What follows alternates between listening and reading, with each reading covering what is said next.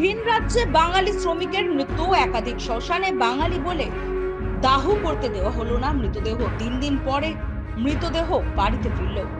বাঙালি শ্রমিক মরেও শান্তি নেই। ভিন রাজ্যে 3 দিন পরে পচা গলা মৃতদেহ অ্যাম্বুলেন্সে করে পাঠিয়ে দেওয়া হলো এ রাজ্যে। স্ট্যালিনের তামিলনাড়ুতে ফের অমানবিক দৃশ্য সাক্ষী থাকলো এ রাজ্যের বাঙালি শ্রমিকের পরিবার। উত্তর 24 পরগনার বসিরহাট মহকুমার টাকি পৌরসভার 1 নম্বর ওয়ার্ডের মেওকাটি পালপাড়ার বাসিন্দা বছর 53 নীলমণি ঘোষ তামিলনাড়ুতে দীর্ঘ 12 বছর ধরে একটি কাপড়ের ফ্যাক্টরিতে কাজ করতেন বলে জানা গিয়েছে। তিনি গত 2 মাস আগে বাড়িতে এসেছিলেন। এখানে আসলে তিনি অসুস্থ হয়ে পড়েন। তারপরে বসিরহাট স্বাস্থ্য জেলা হাসপাতালে চিকিৎসা হওয়ার পর একটু শারীরিক অবস্থার উন্নতি হওয়ায় তিনি ফের তামিলনাড়ুর কুমারা পার্লামে চলে যান কাজের জন্য। গত 18 তারিখে ওই কাপড়ের কারখানার সিঁড়িতে উঠতে গিয়ে পা পিছলে মাথা ফেটে যায় তাকে হাসপাতালে ভর্তি করলে তার শারীরিক অবনতি হয় এবং পরবর্তীতে তার মৃত্যু হয়। তখন কারখানার মালিক মৃত নীলমণির পরিবারের সদস্যকে ফোন করে বিষয়টি জানান। পরিবারের লোক মালিক পক্ষকে বলেন তামিলনাড়ুতে তার দেহ দাহ করার জন্য।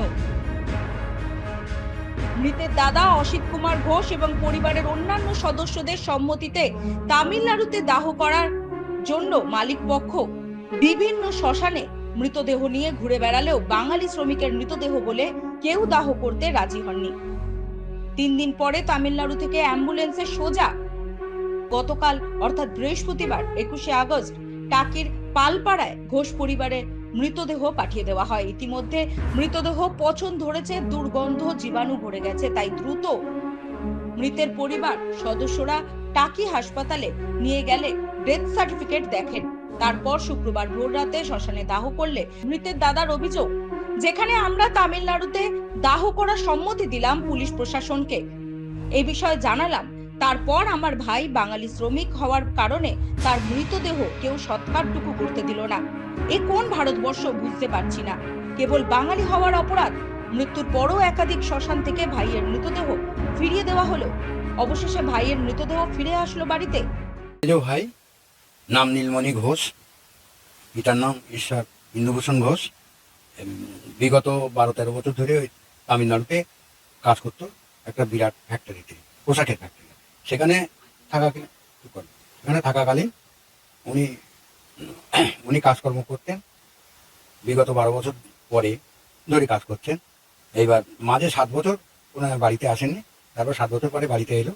বাড়িতে আসার পরে মাস তিনেক থাকলো। থাকার পরে আবার চলে গেলে তারপরে আবার 6 বছর থাকার পরে আবার বাড়িতে আসেন। তখন ওনার শরীরটা একটু খারাপ। তারপরে এখানে চিকিৎসা করা হয়।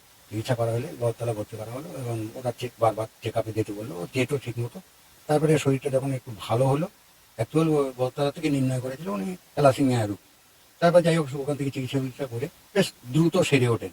সেরে ওঠার পরে উনি আবার ওখানে যান। ওখানে যাওয়ার পরে এই 2 মাস কাজ করছে।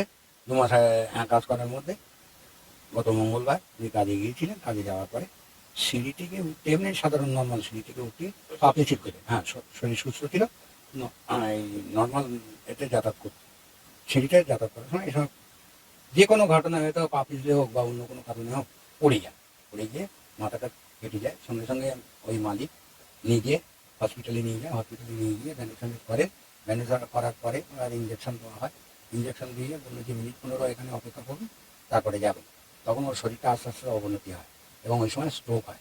স্ট্রোকে উনি মারা যান। তারপরে ওখান থেকে মারা যাওয়ার পরে আমাদের এখানে বাড়িতে ফোন করার পরে সেই ফোনটা আমার নাতনি ফোনটা ধরার পরে ও পড়তে যাওয়ার পথে বাড়ি ফিরে আসে। সেই সময় ও ফোন করার পরে আমার নাতনি আমাদেরকে ফোন করে।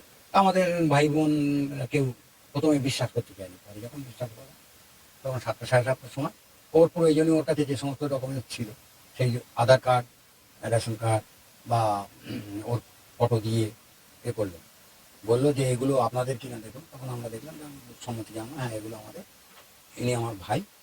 তারপরে ওরা আমাদের কাছ থেকে 4টে নাম্বার নেয়, ফোন নাম্বার নেওয়ার পরে ওরা বললো যে আপনার যদি সম্মতি দেন, কারণ এখান থেকে অনেকটা দূর, প্রায় 4600 কত কিলোমিটার, 20 কিলোমিটার দূরে। তা এখান থেকে নিয়ে যাওয়ার পরে আপনার যদি সম্মতি দেন, আমরা এখান থেকে সৎকার করতে পারি, আপনার বাড়িতে একটা কাজ করে দেন। যখন এই কথা বললো তখন আমি বললাম হ্যাঁ আপনারা এটা করুন। হ্যাঁ, আমি ভাই বোনকে ডাকার পরে বা একটা আলোচনা সাপেক্ষে ভাই বোনরা সম্মতি দিলে আমরা ওনাকে সম্মতি জানাই যে হ্যাঁ আপনারা করুন।